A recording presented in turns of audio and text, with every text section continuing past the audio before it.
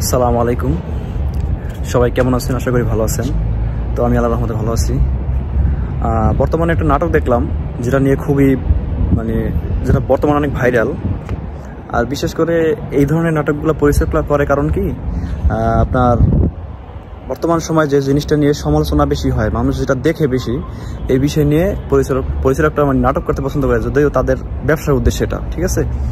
তো আমি যেটা বলতে চাই, আসলে বর্তমান জোভানের চরিত্রে একটা নাটক আছে রূপান্তর।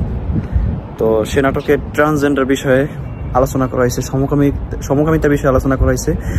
সেটাকে উস্কে দিচ্ছে, সমাজের মধ্যে কিভাবে প্রচলন করা যায়, কিভাবে মানুষ একটা নিজে নিজে ভাবতে আছে, ছেলে আছে সে অবস্থায় মেয়ে ভাবতে আছে, সে মনে মনে মেয়ে ভাবছে, সে তার ছেলের জীবন ভালো লাগতেছে না।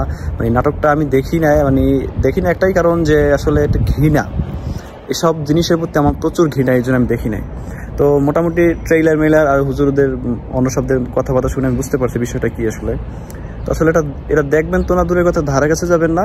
আর বিশেষ করে যারা নাটক প্রিয় লোক, আমার ভিউয়ার্সের মধ্যে যারা নাটক দেখেন বেশি, নাটক পছন্দ, অন্য আরও ভালো লোকেরা আছে, তাদের নাটকগুলো দেখতে পারেন।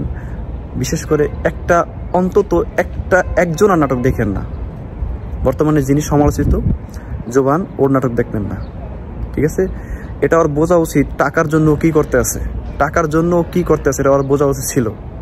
ওর ক্যারিয়ার, ওর চরিত্র নষ্ট করতে আছে, আর আমরা এগুলো আসলে সায় দিতে আছি। অন্তত নাটক জগতে প্রথম থেকেই শুরু করেন ওকে বয়কট করা। ওর নাটক আর কেউ দেখবেন না ভাই, প্লিজ।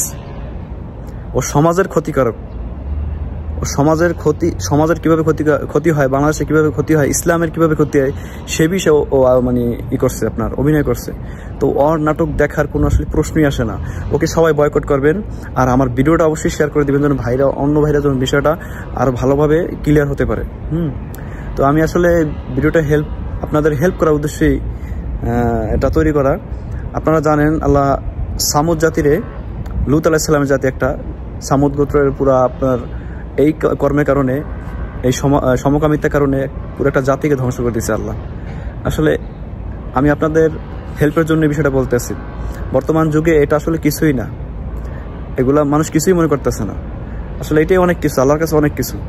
তো সুতরাং আপনারা সবাই এই জোবান কোয়ালিটি যারা নাটক বা যারা বাস্তব চরিত্র অধিকারী, তাদেরকে আপনারা ত্যাগ করবেন, অবশ্যই বয়কট করবেন।